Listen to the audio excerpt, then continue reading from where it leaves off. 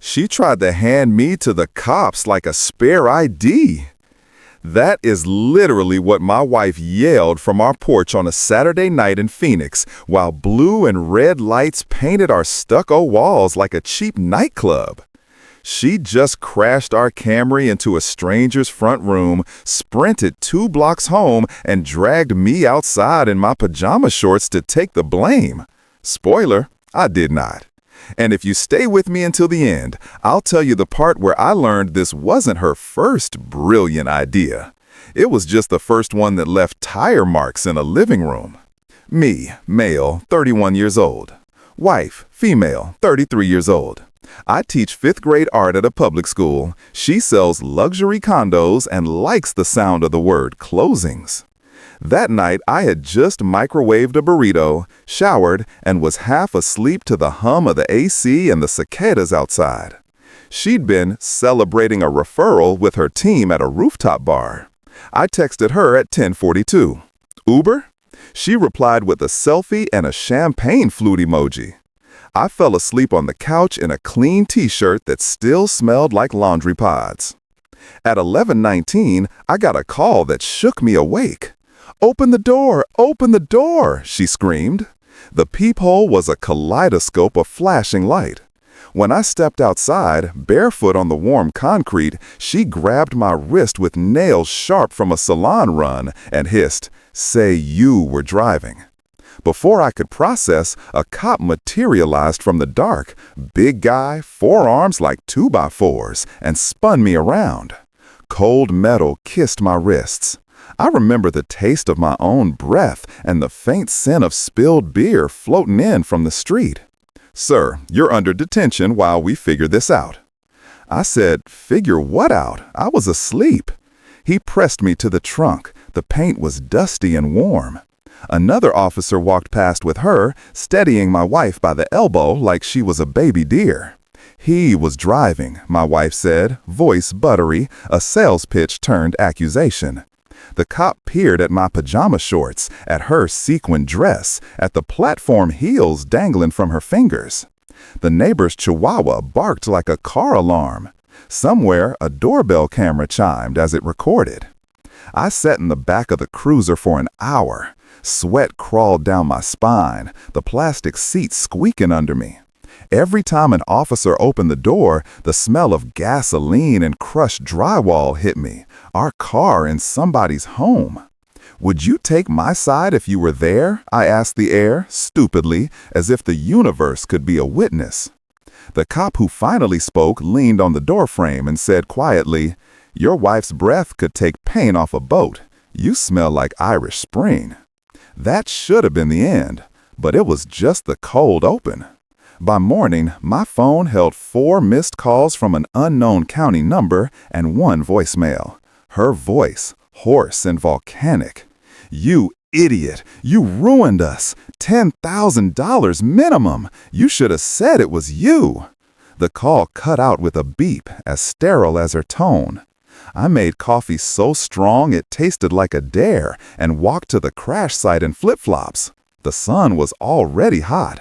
A gash in the stucco house across the street exposed insulation like yellow cotton candy. A man in a silk robe stood in the yard, arms folded. "We were watching late-night Food Network," he said, staring at the gap where his TV used to sit. "She parked in my living room."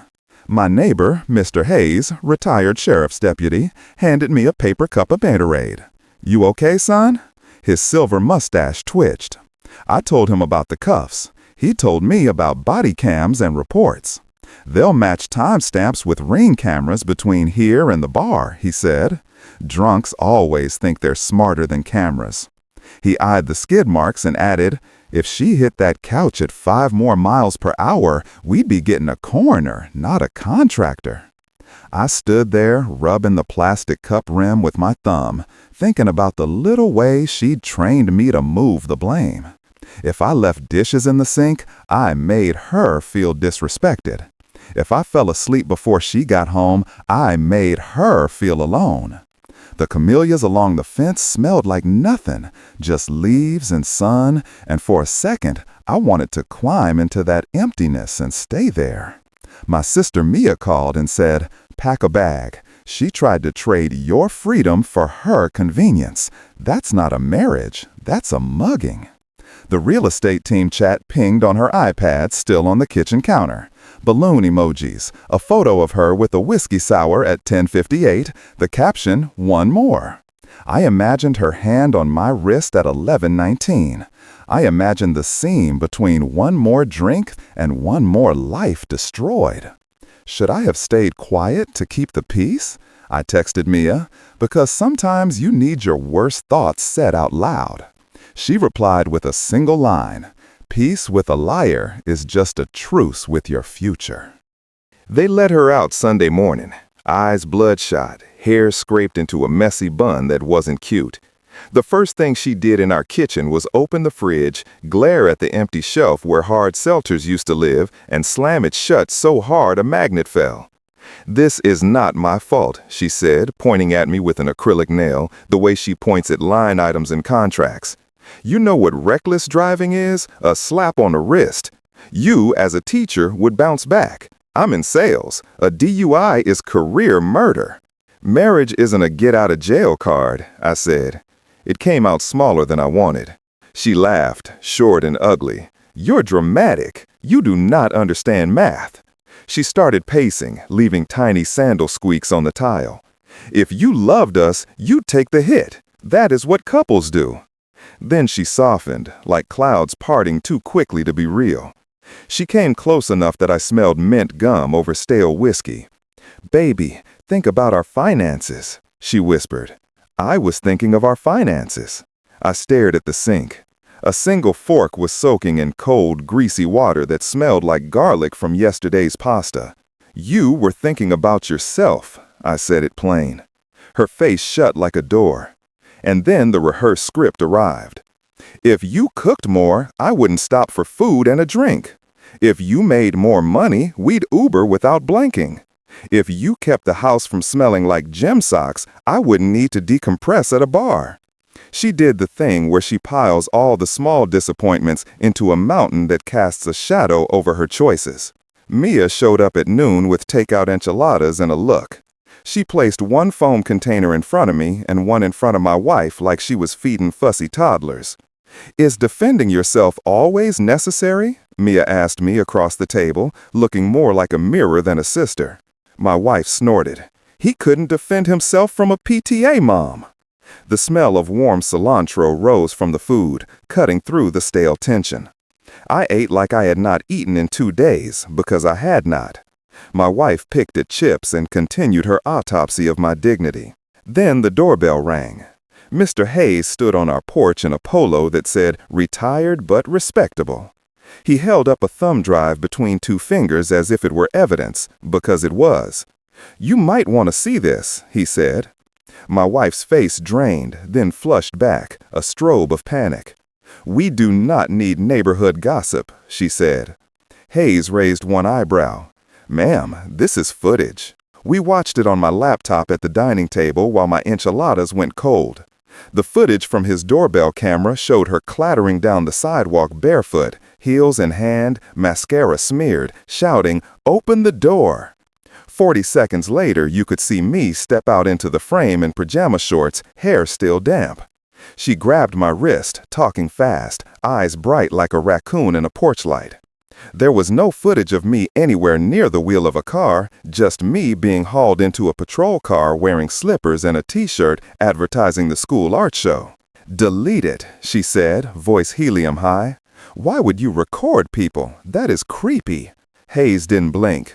"Everyone records people," he said. "It's 2025. He looked at me. "You want a copy?" I nodded, and my wife laughed, a sound like a fork scraping ceramic. "You two are cute. Boys Club." She grabbed her keys. "I need to shower." The bathroom door closed with a clap. Mia sat across from me, picking up my fork and twirling it like a baton. "You know what this is, right?" she said. "Darvo." She spelled it out on her fingers. "Deny, attack, reverse victim and offender." I stared at the thumb drive. She denies, attacks, and then performs a victim so hard you start apologizing. Today, the performance flopped. Mia's voice softened. "She tried to make you go to jail, Liam." My phone buzzed. Unknown number. Voicemail, a county recording reminding us of her arraignment date and the condition that she not drive.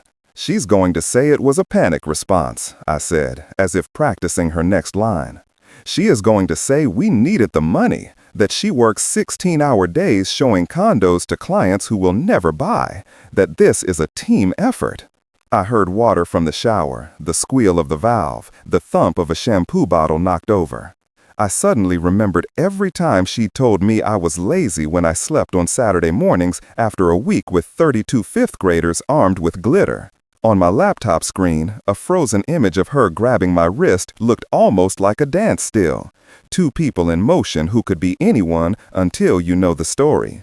Mia touched the screen, right over my wife's hand. "Should betrayal always be punished?" she asked, almost to herself. I swallowed hard. Somewhere behind the bathroom door, my wife started singing a song from the bar, a happy song, ridiculous under the circumstances. The steam slipped out under the door and into our hallway like the idea of forgiveness. Midweek, the twist arrived at my desk in the form of an email from our car insurance, a cancellation notice for policy misrepresentation. My stomach did a slow elevator drop as I opened the attachments. 2 months earlier, someone, my wife, had logged in and removed her own name as a regular driver, claiming she'd sold her vehicle and no longer operated the Camry, then flagged me as the only driver. That was why she pushed me at the cops like a sacrificial goat. She had already built the paper trail. I could feel my face heat up while the kids in my classroom cut blue construction paper into ocean waves and chattered about sea turtles. Love is not a plea deal, I thought, and almost said it out loud. Me and I took the afternoon off. I told the principal I had a family emergency, which is what you call it when someone you love is the emergency, and drove to a lawyer named Calderon recommended by Mr. Hayes. His conference room smelled faintly of lemon cleaner and old files. He wore a tie with tiny cacti and listened like a man who knows the end of the movie but wants you to say it anyway. He clicked through the insurance login records, the doorbell clip, the body cam report Hayes had pulled through public records. "She's not new to this," he said finally. "This is a plan." He tapped the notarized name change on a credit card application in my inbox, opened 2 weeks before the crash. And this is phase 2. I stared at the metallic pen the lawyer had rolled toward me, the way it caught the light like a promise. "So I file?" He nodded. "I can serve her quietly. Meanwhile, move your direct deposit to a new account. Freeze joint lines." He slid a sheet across the table, a checklist that read like a map out of a burning house. As we stood to leave, he said one more thing in that same steady voice. "Do not warn her. Plan first, then walk." That night, when she stomped around the kitchen, tearing open mail and huffing at the lack of wine, I kept my mouth shut and my eyes open. "You know this is your fault," she muttered, slamming a drawer hard enough to rattle the knives.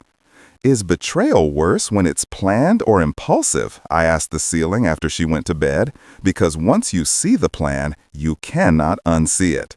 The bedroom smelled like her perfume and stale bar air, a combination I used to call Saturday. Now it smelled like a red flag I had been breathing in for years. The day of her arraignment, she wore a crisp white blouse with sleeves like sails and a face that could cry on cue. I drove her because the lawyer said it would help custody of the dog we do not have and the furniture we do. In the courthouse hallway, the vending machine hummed. A kid clutched a bag of Skittles like a rosary. When her name echoed off the cinder block walls, she squeezed my hand so hard my knuckles clicked. "Remember," she whispered, "we are a team." Her eyes pleaded in a way I recognized from open houses when buyers hesitated. Inside, the judge asked for her plea. "Not guilty," she said, voice trembling like a rabbit. The prosecutor requested the standard conditions. The judge added one more. No contact with potential witness in an intimidating manner. She shot me a look that boiled my blood. Afterward, in the parking garage, she leaned against a concrete pillar and lit a mint gum instead of a cigarette, chewing like she wanted to break it. "You could still fix this," she said. "Write a statement. Say you panicked and ran to get me. Say you're sorry." The fluorescent lights buzzed like 1,000 mosquitoes. A car alarm chirped somewhere, starting and stopping like a heartbeat looking for a rhythm. "No," I said. "You tried to sell me for a lighter sentence." I watched the words hit her face. She tilted her head, a realtor recalculating.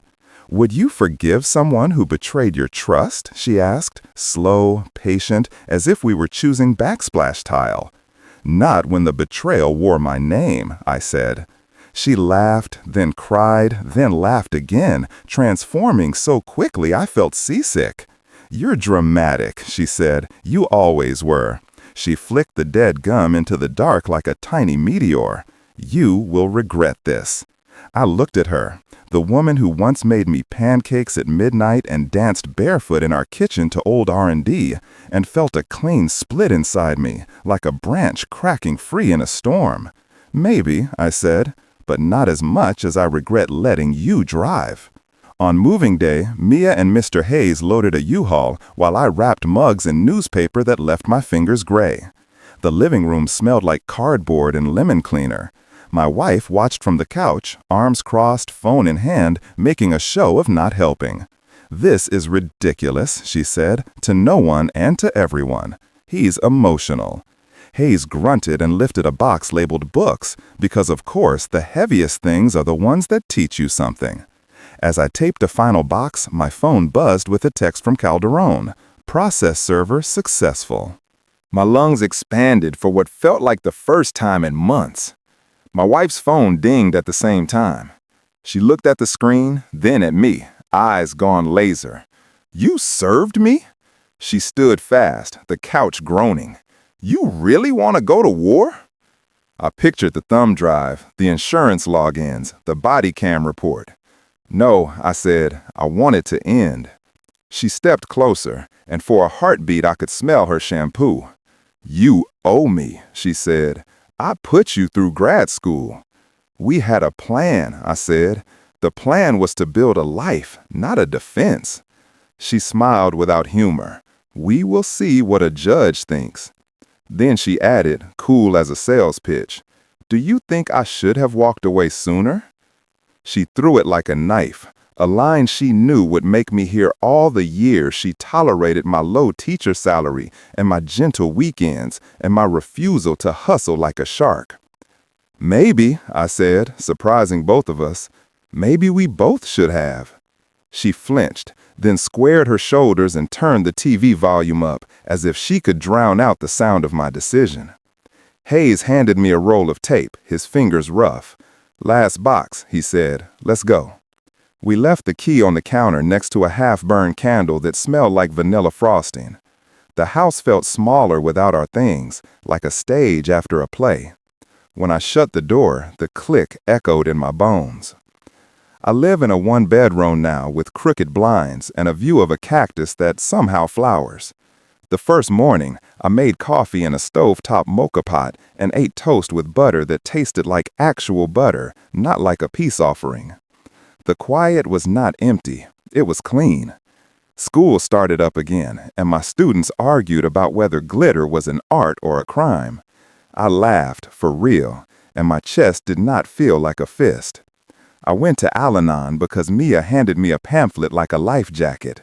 I sat in a circle of metal chairs that squeaked and listened to people say things that sounded like they had stolen them from my life. 2 weeks later, my lawyer forwarded me the jail call log I requested. Her voice on the recording was a storm. "You dumb mother." It cut off, then resumed. Fix it, Liam." I saved it to a folder labeled Reality.